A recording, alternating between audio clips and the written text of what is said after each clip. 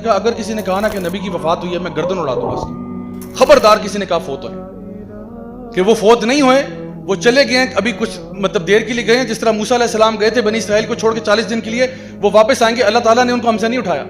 وہ نا جوش میں یہ کہہ رہے تھے, ان کو خود سمجھ نہیں آ رہی تھی وہ کیا بات کر رہے ہیں. ابو بکر صدیق انہوں نے کہا عمر بیٹھ جاؤ, عمر بیٹھ جاؤ, اور کہا کہ تم میں سے جو شخص اگر تو کوئی نبی کی عبادت کرتا تھا جان لو کہ نبی فوت ہو چکے ہیں, اور جو کوئی تم میں سے اللہ کی عبادت کرتا ہے جان لو کہ اللہ الحی ہے لا یموت, اللہ کو موت نہیں آتی. تو لوگوں کو بتایا کہ وہ دنیا سے جا چکے ہیں لیکن اللہ تو ہے نا ہمارے ساتھ, اللہ تو ہے, لائف ول گو آن. تو صحابہ کہتے ہیں سب سے پینفل ڈے ہمارے لیے تھا. ظہر کی نماز کا وقت آیا, سیدنا بلال نبی کی مسجد پہ چڑھ جاتے ہیں اذان دینے ایز پر یوزول.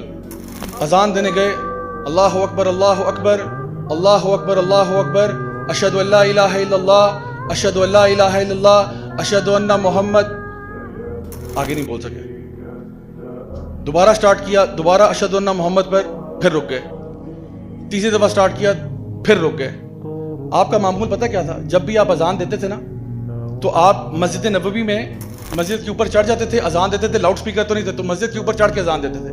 اور نبی کریم صلی اللہ علیہ وسلم کا حجرہ بالکل نیچے تھا, تو اشہد ان محمد پر نیچے دیکھتے ہوتے تھے. اذان دیتے ہوئے نیچے دیکھتے تھے, اور نبی کریم صلی اللہ علیہ وسلم اکثر یہ ہوتا تھا کہ اشہد ان محمد پر باہر نکلتے تھے. تو آج آپ اذان دے رہے ہیں لیکن اشہد ان محمد پر کوئی باہر نہیں نکل رہا. تو آپ سے اذان نہیں دی گئی, حتیٰ کہ ابو بکر صدیق آئے, انہوں نے کہا بلال بیٹھ جاؤ, اور باقی اذان انہوں نے دی. سیدنا بلال نے کچھ دن گزرنے کے بعد, اچھا انہوں نے اس کے بعد اذان دینا چھوڑ دی. انہوں نے کہا میں اذان نہیں دے سکتا. کئی دن گزر گئے, سیدنا بلال نے اذان نہیں دی. پھر ایک دن ابو بکر صدیق کے پاس آئے. اس ٹائم تک سیدنا ابو بکر جو تھے وہ خلیفہ نومینیٹ ہو چکے تھے. تو کہا کہ اے امیر المومنین آپ سے گزارش ہے. کہ جی بلال فرمائیے کیا گزارش ہے؟ کہا گزارش یہ ہے کہ آپ مجھے مدینہ چھوڑنے کی اجازت دے دیں. تو کہا بلال یہ کیسے ہو سکتا ہے؟ انہوں نے کہا میں یہاں رہ نہیں سکتا. کیا ہو گیا بلال؟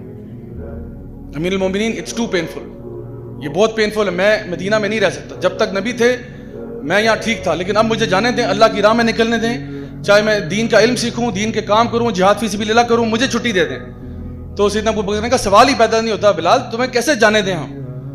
تو انہوں نے کہا ایک میری سوال کا جواب دے دیں. آپ نے مجھے آزاد کیا تھا, میں ہمیشہ آپ کا احسان مند ہوں, لیکن سچ سچ بتائیے اگر آپ نے مجھے آزاد اپنی ذات کے لیے کیا تھا تو میں یہاں رک جاتا, لیکن اگر آپ نے مجھے اللہ کے لیے آزاد کیا تھا تو خدا کی قسم مجھے جانے دیں. سیدنا ابو بکر نے کہا ٹھیک ہے بلال, اگر ایسی بات ہے تو جاؤ. سیدنا بلال نکل گئے, اور سال گزر کے غائب ہیں, سین سے غائب ہیں.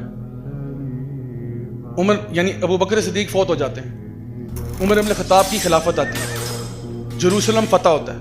وہ واقعہ آتا ہے نا جو اونٹ کے اوپر آپ نے اپنے غلام کو بٹھا کے خود پیدل چلے تھے, تو وہاں چلے جاتے ہیں.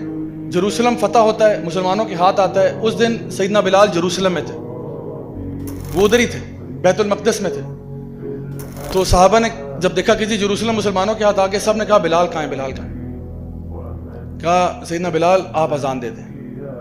پہلی دفعہ بیت المقدس میں اذان ہو رہی ہے. کہا سیدنا بلال آپ اذان دیں, آپ نبی کے مؤذن ہیں. سیدنا بلال نے انکار کیا, میں نہیں اذان دے سکتا. صحابہ نے بہت پش کیا, پلیز اذان دے دیں, پلیز اذان دے دیں. پھر بڑا دل پر پتھر رکھ کے وہ اوپر کھڑے ہوئے اور اذان دی. اور مورخین لکھتے ہیں کہ جتنے صحابہ وہاں موجود تھے نا, سب کی داڑیاں آنسوؤں سے تر ہو چکی تھی, کیونکہ جب وہ اذان سنی نا اتنے عرصے کے بعد ان کو لگا جیسے نبی واپس آ گئے, نبی کا دور واپس آ گیا. کیونکہ یہ اذان آخری دفعہ نبی جب زندہ تھے تب سنی تھی, جب وہ دنیا میں موجود تھے تب سنی تھی.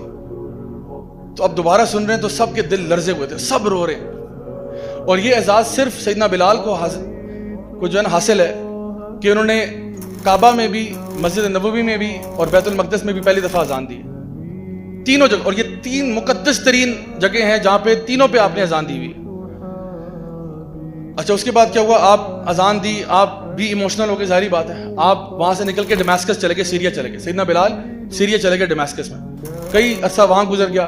ایک دن کہتے ہیں رات کو میری خواب میں نبی کریم صلی اللہ علیہ وسلم آئے, اور کہتے ہیں کہ بلال کیا ناراض ہو میرے سے, اتنا عرصہ گزر گیا تم آئے نہیں مدینہ.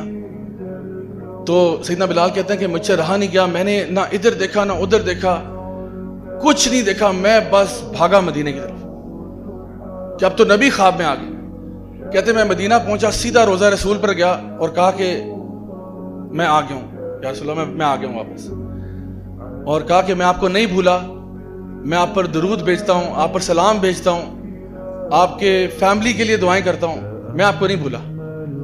اچھا آپ وہاں پہ روضہ رسول پہ ہیں, رو رہے ہیں. اتنی دیر میں نا کسی نے جا کے یہ خبر سیدنا حسن اور حسین رضی اللہ عنہما کو دے دی کہ بھئی سیدنا بلال آئے. میں کیونکہ کسی کو بتا کے تو آئے نہیں تھے, پہلے سے اعلان تو کروایا نہیں تھا کہ میں مدینہ جا رہا ہوں, وہ تو بس اٹھے اور بس پہنچ گئے. تو سیدنا حسن اور حسین نے دونوں نے ہاتھ پکڑ کے کہا کہ سیدی آج اذان آپ دیں گے. اور آپ یقین کریں کہ اتنے عرصے بعد سیدنا بلال نے مدینہ میں اذان دی, اور مورخین اور محدثین لکھتے ہیں کہ کوئی ایک آنکھ بھی اس دن آنسوؤں سے خالی نہیں تھی. لوگوں نے جب اذان سنی نا, انہوں کو لگا جیسا کہ نبی کریم صلی اللہ علیہ وسلم مدینہ واپس آ گئے. آپ سوچیں کہ یہ وہ صحابہ ہیں جو نبی پر جانے دیتے تھے, یہ وہ لوگ ہیں جو اسٹرینجرز تھے, یہ وہ لوگ ہیں جو اپنے دین پر قائم تھے.